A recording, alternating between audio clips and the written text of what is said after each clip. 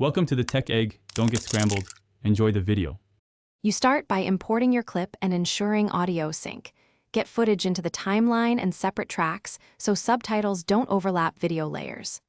Once done, choose whether you need hard-coded captions or an external SRT file. That determines the workflow. Make sure snapping is enabled and zoom close enough to edit per frame. This lets you place cues accurately. Also set project frame rate and timecode to match delivery specs, so exported subtitles align with playback.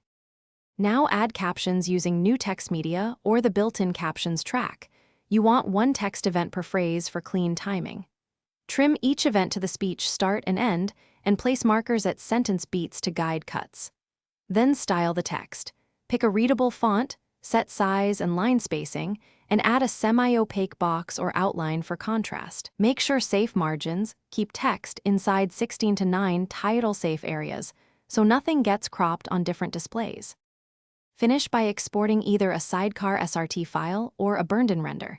Use file export for captions or render the video with text tracks visible.